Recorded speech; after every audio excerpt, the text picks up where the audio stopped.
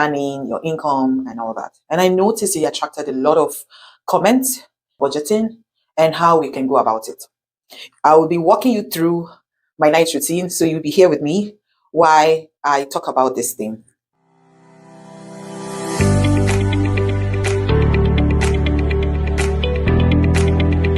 Welcome, guys. I'm here doing my night routine, and I said I should come here to do this video. It's about one of the thoughts I posted in my channel, my YouTube channel, and it's talking about finances, planning your finances, and I spoke something about budgeting, planning your income, and all that. And I noticed it attracted a lot of comments. Here I am. I want to this issue called budgeting and how we can go about it. I will be walking you through my night routine, so you'll be here with me while I talk about this thing. Yeah, this is just a towel. I usually use cold pressed towel to clean my face. It helps you with wrinkles and it helps your face relax well. So when you wake up in the morning, your face look rejuvenated and nice. Now, in regards to what I said about budget, before we even talk about budgeting, we have to talk about your income. You look into your income and you look at how much you earn. What someone is going to give you, not a gift, what you earn, what you've worked for. And what are those things you've earned? Normal income you get from wages, like your salary, that's an income. Another thing you should consider is if you have a business, a side hustle, and it comes monthly or it comes weekly, that's an income. Or you have a rental property, and so when they pay you rent, it comes as an income for you. Going further, maybe you get child support or you get other child benefits. Some people use it for their children, basically. Some people use it for other purposes. So if you use it for income, then you can add that to your income. Yeah. So all that we calculate as your income. It depends on how you regard your income to be. Don't consider gifts as an income. Expecting $2,000 from my uncle. I'm expecting some money from. Don't do that because you get all your finances wrong. Work with what you know must get every month. There is a must there. It must come into your pocket. Now, when you've been able to do that, then you can start planning. You can now start budgeting. And when you start budgeting, you now start looking at the expenses. And your expenses have two parts. Your expenses have essential expenses. Expenses also have two essential. Just compulsory for it to be an expenses. So you consider all that. Let's say your compulsory expenses is expenses A. And you're not too compulsory, it's expenses B. Now, your expenses A must include shelter because you must live somewhere. We all must go to lay our heads somewhere. We all must have a place where we keep our clothes. We all must have a place where we wake up in the morning, take our bath, and go to work. So expenses A is very important, which is shelter. Consider that in expenses A. Expenses A also have transportation, very important. Now, transportation, you must move from one place to another. You must move from point A to point B. Very important. You must do that. Then what is expenses A again? You have another called groceries. It's important. You must feed. You must have your essential toiletries and all that. That cannot be removed from expenses A because you need it to, you must feed. So it's important it comes to expenses A. All the things you have in expenses A are a must. You can, these are things that are not so, but they're important. Maybe school fees, like health, very important, your health. All these are categorized on expenses like owing someone. You must pay. You have a car loan, you must pay. Expenses B. You have a car loan, you must. To expenses C is not so important. You can do without it. You can live without it. Which are these things? All these unnecessary things we subscriptions. Subscribe for Netflix, you subscribe for Prime, you subscribe for all these different apps under expenses C. Then expenses C, those important things you take yourself to do. Which are, I have a friend who just came into town and we have to hang out. Not like it's not important. Will that stop you from leaving? No. I usually hang out with the boys every Friday. It's important, but not so important. So it's expenses. See, getting it. So these expenses, you have to categorize them. When you are able to categorize them, then you can do your budget into these categories. Now, to expenses A, let's go back again. Expenses A is A that is most important. Do not take above 50 to 55% of your income. If it's taken above that, then you need expenses A. You have to start winding it. You have to start looking for a way to adjust it. You have to start doing something to reduce it. If it's the home you are living in that is expensive, you have to start thinking, is this neighborhood okay for me? Don't you think this apartment is too expensive?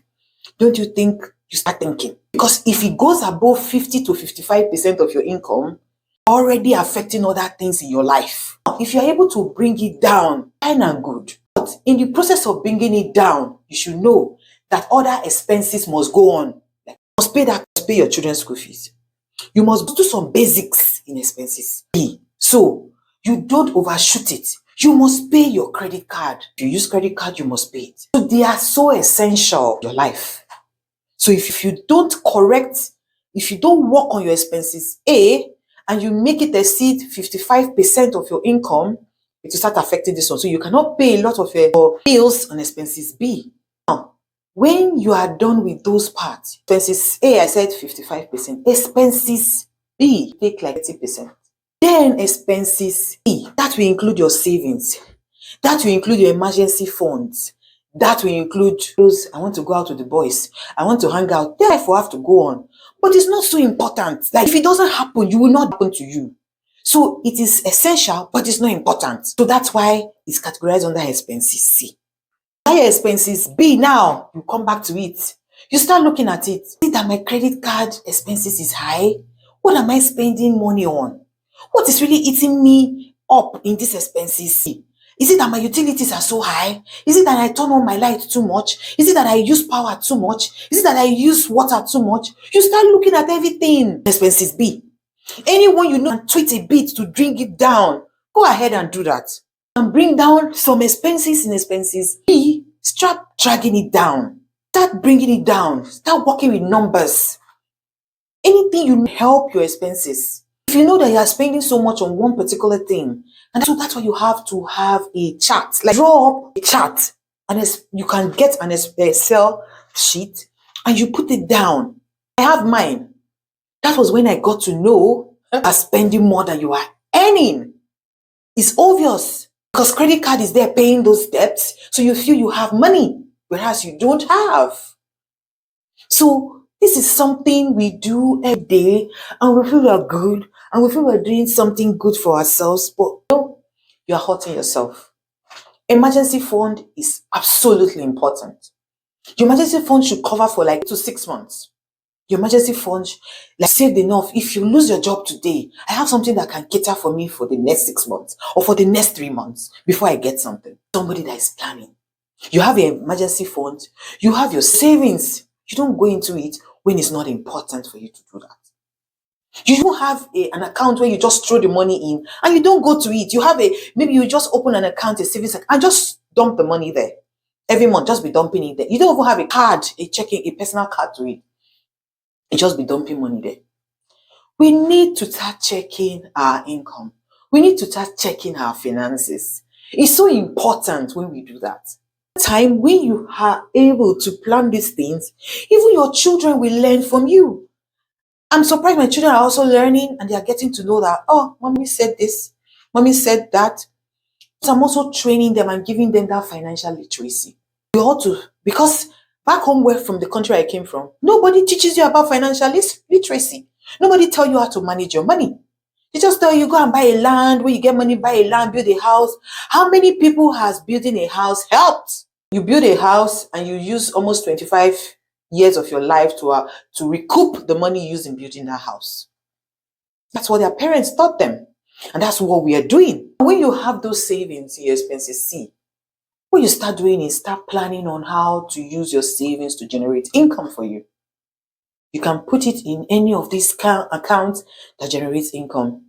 You just drop it there. So just be doing this thing. In 10, 20, 30 years to come, it's good money for you. If you know you're not someone that likes to take risk, there's some people that will take that money and venture into something. So I just said I should come and talk about this thing, just budgeting. I will go further to talk about other topics on that my same short video. It's very short. I think it's just the link on this video. So after this video, you will see it to watch. It's just something very short, but I was surprised it generated a lot of comments, a lot of questions, and people were just saying one or two things. And I was like, I think you should go talk about this. Budgeting is very important in our income. If you're able to budget down your income very well, then you have solved almost, I would say, almost half of your problem in life. Because you will not fall into a situation where you do have finances to take care of your needs. Sorry, I've really taken you guys time. I point because I was talking. I forgot to add this is my sunscreen. I forgot to add what I'm supposed to add to my face. I will come back here to talk about other topics on that my short. I will also come back here to give us some financial literacy on some things I've done to remove those expenses on my expenses B. Those things that are eating up my income. It's very good we orient ourselves about these things. You tell yourself the truth. You meet a friend, you talk to a friend, you talk to a brother, you talk to a sister. And when you talk about these things, people tell you how they did theirs. People tell you, this is what I did, this is how I did mine. You are not alone. I asked questions. Even as I'm talking, I'm still learning. I'm not alone in this game. You're not alone in that pathway where you're not getting it right. You're not alone in that pathway where you're so indebted. You're not alone in that room where you feel they will laugh at me. Because when you feel they will laugh at you, that's when you will be engrossed and soaked in debt. Ask questions. Go back to your bank. Ask them what you can do. Ask a friend. If your friend is doing so well, ask them questions. They may just know something that you don't know. They may just know how to tweak that your expenses and it will be good for you. They may just know what to tell you to do and you do it and you get it right. Don't keep quiet when you are so indebted. Don't keep quiet. Keeping quiet has not helped anyone. It has only amassed more problem for people. Like I said, I'll come back here to always give us tips and tricks of how these things are done, especially our finances. When I come your way again, I will say continue to like, continue to subscribe to my videos, continue to watch my content, share it, share to your friends, family. I would always be posting content here. And I know my family loves me, and I know you will share my videos, and I know you will always come back here to watch my videos.